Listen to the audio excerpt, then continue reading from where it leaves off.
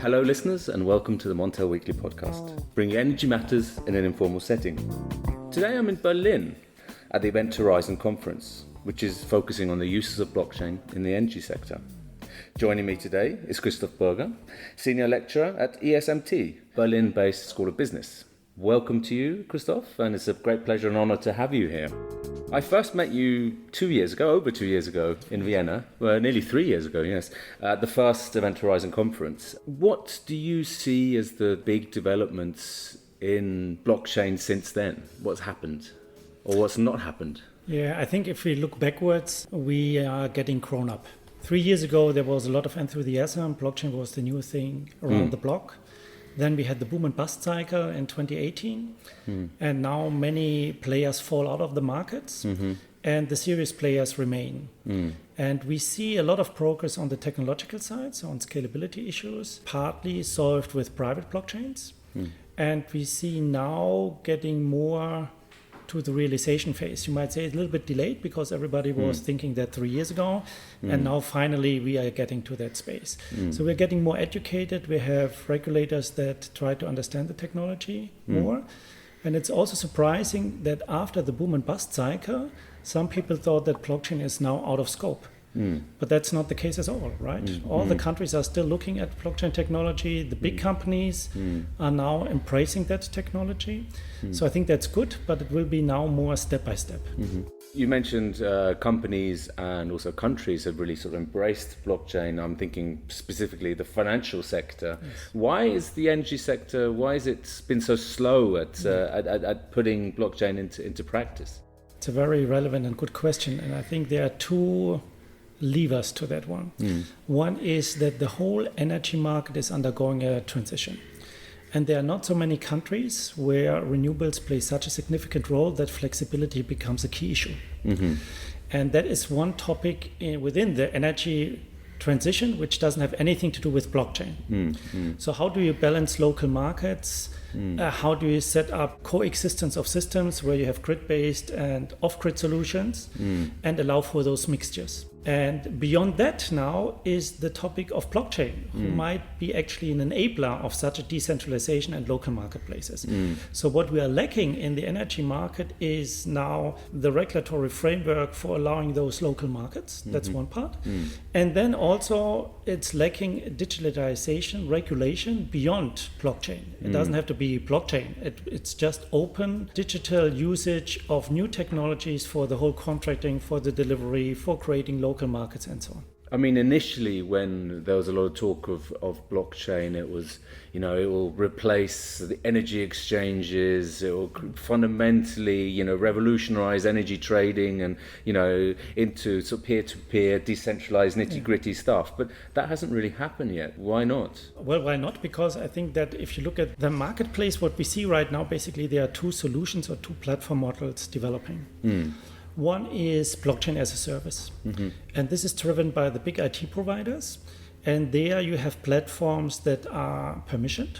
So then you like IBM, for example. IBM, SAP, and so on. So basically, these players provide their platform solutions. And that's permission, so you don't have any regulatory issues whatsoever. But you miss, of course, the whole tokenization issue. They claim that basically within that platform that's linked to your ERP system, so there's no problem whatsoever. Secondly, we are seeing, like here with Energy Web Foundation platforms, who try to combine those elements, the platform with the tokenization. And I think in the future you will see different ways of those platforms. And right now I would argue that you see a race for the platforms from different parties, from big utilities, from IT companies, from functional companies who try to become a dominant player in these industry platforms. That's not only relevant for energy, it's also relevant for shipping, for insurance, and so on. But we haven't seen the sort of disappearance of these intermediaries, though, in the marketplace so far. No, not so far, but I think a little bit more patience. Well, I would not say we don't want them to disappear. So may the better succeed. But that is a little bit linked to the slow change in the energy sector where you still have your assets and then moving step by step. But I would assume that this will take place, and the blockchain technology, or let's say these platform models, provide a basis for utilities also to reach a smaller customer segments, for DSO to get this local balancing market. Besides that, there is still the question, there's a lot of hype in the peer-to-peer, and I doubt a little bit about that, because the question is, how much do I earn? Right? So there needs to be some business models developed. So I mean, if you're building a whole huge model around the fact that maybe household could make 10 euros extra a month, that's not really going to fly, is it? Or? Well, we will see, right? Whether this will fly or not, I don't know. Some households might say, this is fine, this is the pocket money for my children. Exactly, Some others say, I don't care. The question is, do they really want to be involved with the tokenization, or do they just look for a supplier who makes it cheaper for me? That's the fundamental thing. Yes. And energy consumers have been very slow to switch suppliers, and it's a big issue here. Also, I think is an issue is that we've seen at this conference and elsewhere, I hear, people putting solar panels on their roofs, battery storage, driving electric cars, but there's only a certain percentage of the population that can afford this. I mean, these are not cheap things, so I think that may hold it back as well. That's true. That's a social question, basically, how to allow for that. On the other hand, I mean, if you look at all these decentralized solutions, you would argue that if a region adopts that approach, there is more local value creation. Because you have your PV module on the roof, so you have an artisan doing that. You need to operation and maintenance, and then you have more local value creation. And you might also argue that in the midterm you see a race to the top of communities who are able to attract then more inhabitants, because this is the value creation. We have a nice system in place and a new way of living. The big question is, like you said, that others are not left behind. Yeah, absolutely. We've seen the systems are in place, the software, even probably the hardware for these peer-to-peer platforms, but they haven't taken off. Is there a governance issue? I would question that. We had several interviews with aggregators, so demand response.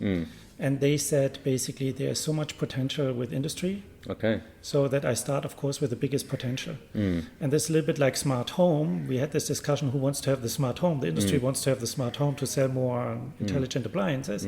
You would argue this is really nitty-gritty stuff. So if we look at the demand response, the industrial sides are much more interesting.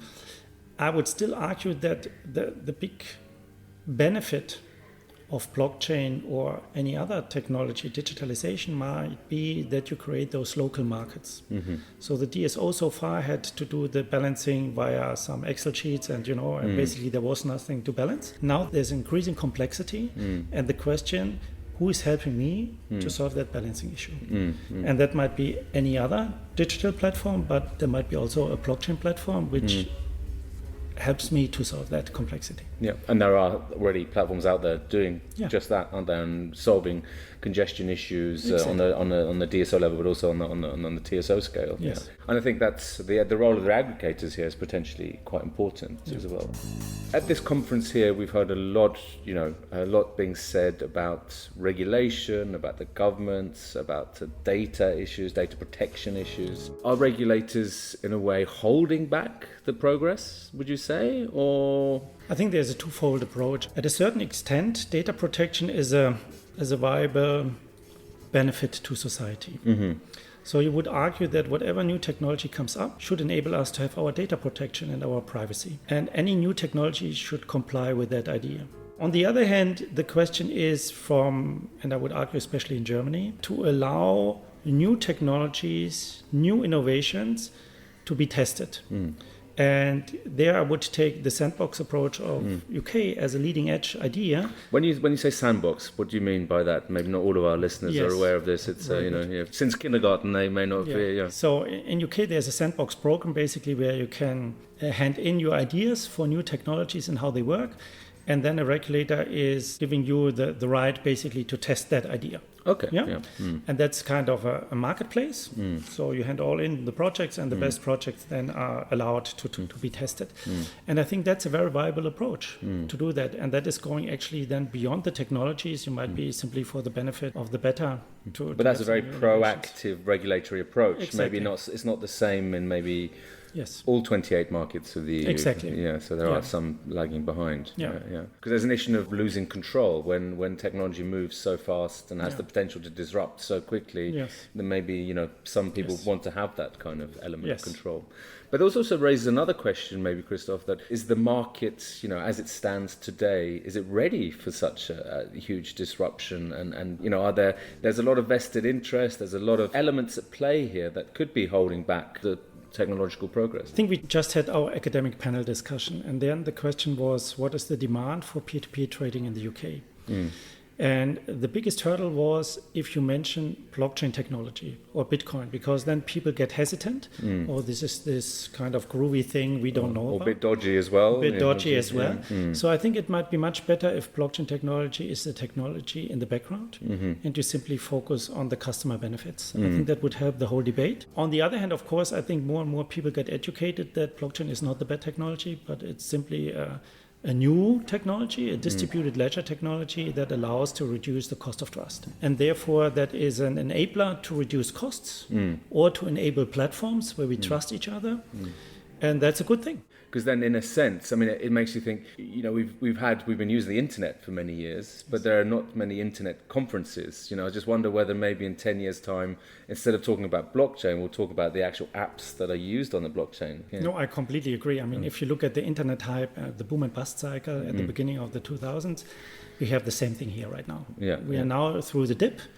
So now the more serious people progress step by step, and in the internet it took 6 to 10 years. So we have here also 6 to 10 years, and then I'm sure we will see some completely different applications. When it becomes a little bit more mature, potentially, and when, some of the hype has really subsided. Yes. Yeah.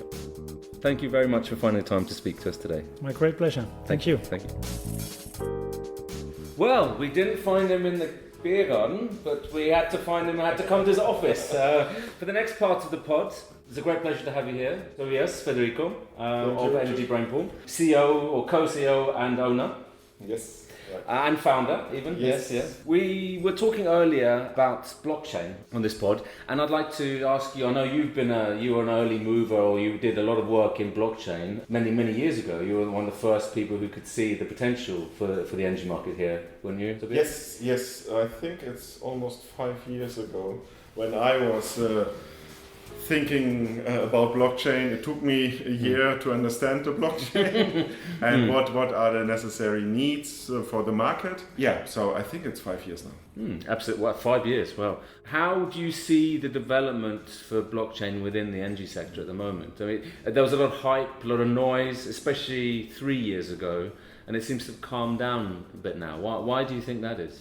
Well, I think we have passed the classical hype cycle. So there were expectations into the blockchain, and for my personal opinion, and I still believe it today, that the blockchain or a blockchain type technology, a distributed ledger, has potential in the future energy market, especially in the electricity market, when it comes to distributed generation and small scale transactions.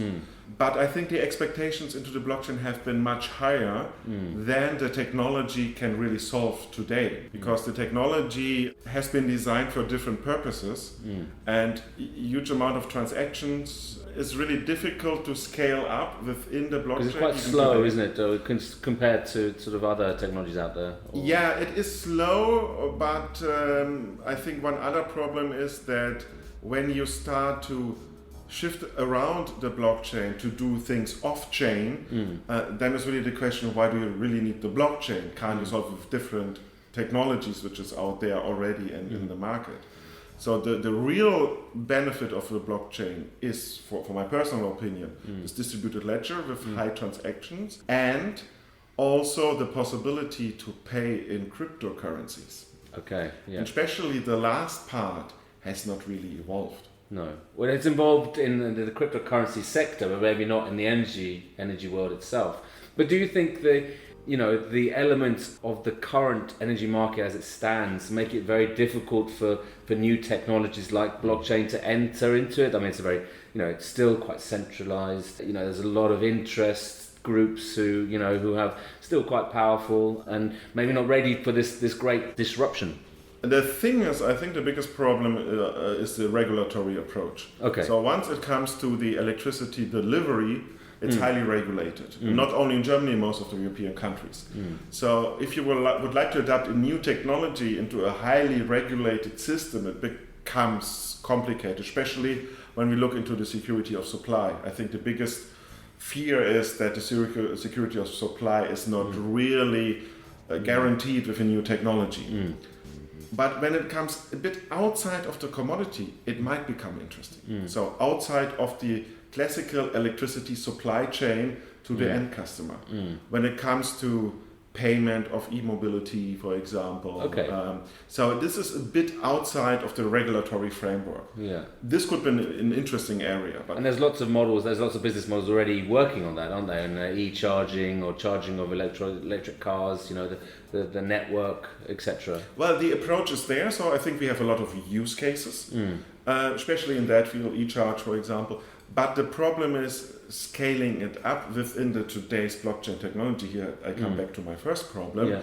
Is a bit difficult because the given technologies, the given approaches we have up to now, while the Energy Web Foundation is really thinking about a new technology, this might become interesting. But up today, what we have right now, it becomes a bit self-cannibalizing. Yeah. Okay. Because once you have more interest into this blockchain and into the token of the blockchain, the token becomes more expensive.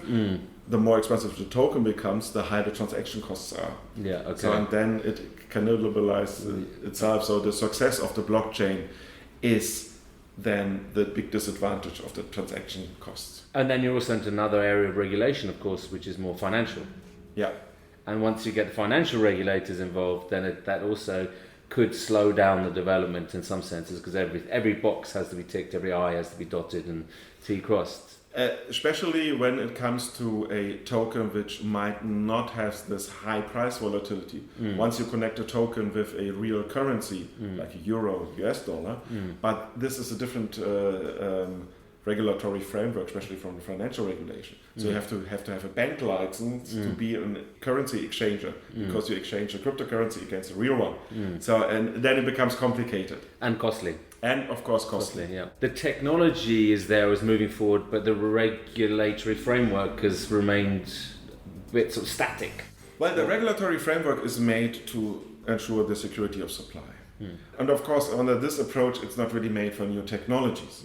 So once again we are outside the electricity supply, then it becomes interesting working with new technologies. But again, the technology is not really highly developed. And the problem is also that I personally feel that there's a perfect match between a blockchain type approach and the electricity market, but not yet, maybe in 5 to 10 years. I think for me, for the blockchain, two very clear use cases, saying use, not business models, but is the guarantees of origin, tracking guarantees of origin, and the other is peer-to-peer trading. Have they really moved on? I mean, has it really, it's got potential, massive potential there, but it seems to just sort of stayed still a bit. Well, I think especially peer-to-peer trading becomes a problem when it comes to the regulatory framework. If speaking about peer-to-peer trading, you do have different approaches. Either it's, I call it the marketing peer-to-peer trading. So you do it via a electricity supplier with a supply license, and you just swap between a left and right side within the regulatory framework of a supplier. So you still have a middleman. The classical peer-to-peer approach is that you get rid of the middleman, and me as a prosumer in this case, will be able to sell electricity to a consumer directly. At least in Germany, it's a problem that I am under the regulatory framework to be a single user, and the single user is only allowed to have one supplier. Okay, yeah.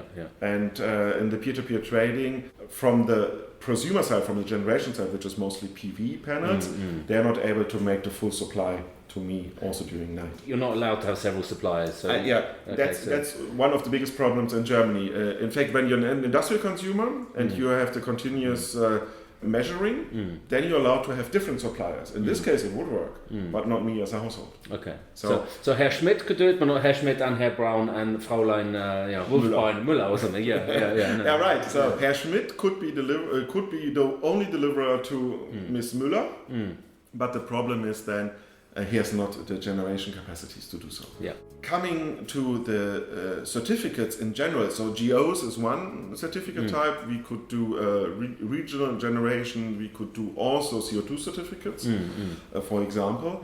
That's great because the certificate is outside of the electricity supply chain. It's a digital asset, it's just a number, and you transfer the ownership of this certificate until it's going to be consumed, meaning cancelled. So that is great. The problem is that a new technology with the setting up costs and the transaction costs has to compete with a current technology which already has been set up. So the investment costs in setting up is sunk costs, and we only have the continuous cost of running the system which already runs and works. It must be really competitive to beat that, and must have huge benefits. For example, the payment of cryptocurrencies. Yeah. But then again, like you say, we're still a way off that. Right.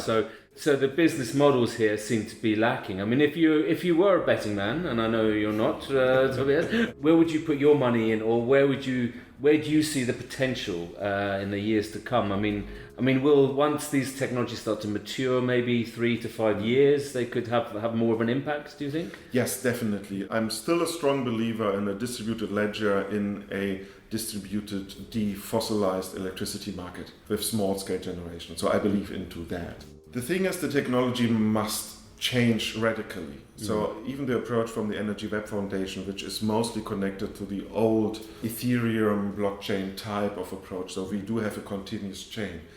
The question is it really necessary to have all the transactions of the past of electricity supply, for example?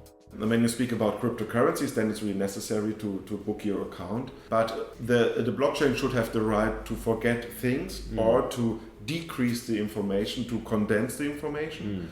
Then it becomes shorter.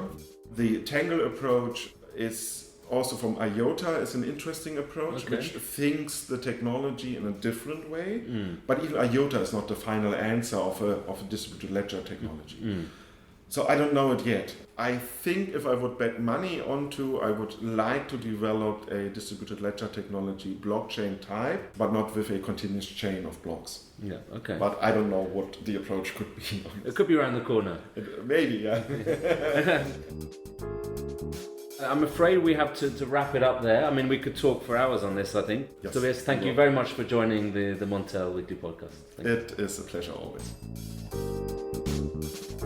Thank you to this week's guests, Christoph Burger and Tobias Federico. Next week, we'll have a video recording of the pod from an old power plant in Berlin, Kraftwerke Berlin. Joining me, Richard Sverrisson, will be Anna Tubrovic, Jojo Hubbard and Maria Kavanagh, all leading energy experts in the blockchain sector. You can also find the pod on normal platforms and as well as on YouTube. Thank you and goodbye from Berlin. Auf Wiedersehen.